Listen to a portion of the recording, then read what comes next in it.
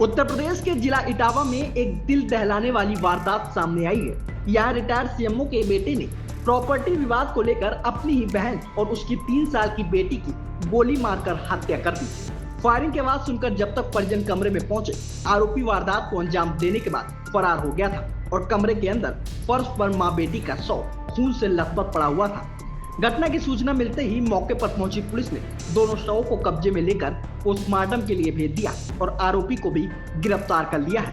इस डबल हत्याकांड के बाद पूरे इलाके में हड़कंप मच गया है और लोग मां बेटी की हत्या से सहम गए हैं। असल ये मामला रविवार रात 10 बजे थाना फ्रेंड्स कॉलोनी क्षेत्र के गुप्ता पेट्रोल पंप के पास महिरा चुंगी क्षेत्र का है। जानकारी के मुताबिक रिटायर्ड सीएमओ लवकुश चौहान की 40 वर्षीय बेटी ज्योति पिछले 3 साल से अपने पिता के घर पर ही रह रही थी।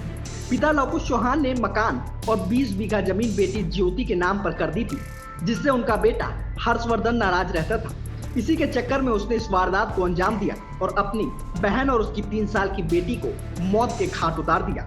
बेटा हर्षवर्धन चाहता था कि मकान और जमीन उसे मिले, लेकिन पिता ने मकान और 20 बीघा जमीन बेटी ज्योति के नाम पर कर दी थी।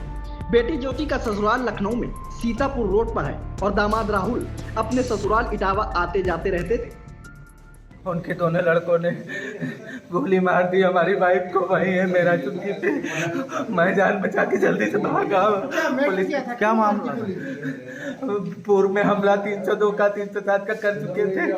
मुकदमे चल रहे थे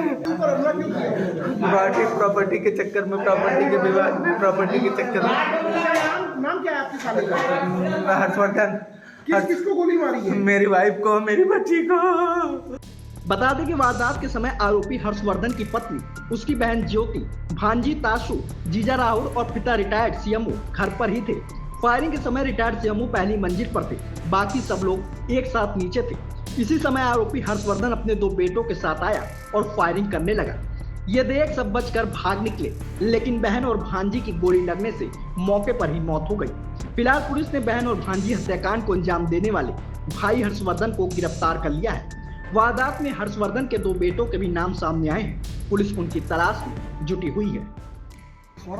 देखिए, आज रात में करीब 9:30 बजे के आसपास, 9:30 पौने 10 के आसपास ये फ्रेंड्स कॉलोनी थाना पड़ता है जनपद इटावा और इसमें महिरा चुंगी पड़ती है। इसमें ये सूचना मिली है कि एक भाई बहन, सगे भाई बहन इसी में रहते थे और पिता इनके एक्स सीएमओ रिटायर्ड हैं, जैसा कि बताया गया है।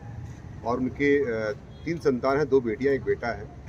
और उन्होंने बेटियों को भी अपना जो है यहाँ पर प्रॉपर्टी दे रखी थी। इनकी शादी हो गई थी, जो मृतका हैं लखनऊ में सीतापुर रोड पे शादी हुई थी 2019 में।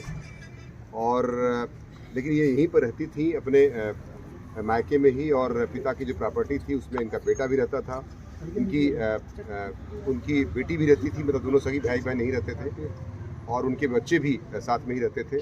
तो आज 9:30 बजे, पौने 10 बजे एक उनके भाई पर, जो हर्षवर्धन चौहान है, पर आरोप लगा है कि उन्होंने जो है अपनी बहन पर अपने परिवार सहित कुछ और लोगों के साथ आए थे और फायर किया, जिससे जो है उनकी ज्योति की मौके पर ही मृत्यु हो गई है तथा उनकी बेटी जो 3 साल की है वो अस्पताल में उसकी मृत्यु हो गई है इलाज के दौरान। तो दोनों की मृत्यु हुई है इसमें। और इसमें हर्षवर्धन को गिरफ्तार कर लिया गया, जो सगा भाई उनका है। और अन्य विधिक कार्रवाई जो है इसमें, जैसा कि एप्लीकेशन ले करके उसमें एफआईआर दर्ज करके सख्त से सख्त कार्रवाई सुनिश्चित की जा रही है। क्या वजह बताई जा रही है अभी तक? जो वजह बताई, इसमें सिविल सूट भी चल रहा है मामले में। इसमें जो बताया गया है कि इसमें सिविल सूट भी चल रहा है, भाई बहन के बीच में जो है वाद भी चल रहा है। इसमें प्रॉपर्टी का डिस्प्यूट है निश्चित तौर से जो है। और जो मूल वजह बताई गई है, चूँकि एक्स सीएमओ और अपने संतान को, बेटी की शादी हो गई थी लेकिन बेटी चूँकि यहीं पर रह रही थी और बेटे को ये अखर रहा था, इसी आधार पर इसमें एक घटना का वजह मूलतः बताई जाती है। आरोपी कहाँ से गिरफ्तार है? आरोपी जो है पुलिस कस्टडी में है, मुख्य आरोपी जो है पुलिस कस्टडी में है। बाकी पूछताछ की जा रही है तथा पंचायतनामा पोस्टमार्टम की कार्रवाई अमल में लाई जा रही है। आरोपी के अलावा और कितने नाम अभी सामने आए पूछताछ में? 2 लोगों के नाम और बताए जा रहे हैं कि 2 लोग और सहयोग के लिए आए हुए थे। मुख्य आरोपी के अलावा उनके बेटे ही बताए जा रहे हैं, जो उनके खुद के बेटे हैं मुख्य आरोपी के, हर्षवर्धन चौहान के। उनकी भी तलाश की जा रही है और जैसा भी होगा निश्चित तौर से गिरफ्तारी कर ली जाएगी। बाकी मुख्य अभियुक्त की गिरफ्तारी, जो सगे भाई हैं उसके, मृतका के सगे भाई हैं, उनको गिरफ्तार कर लिया जाएगा।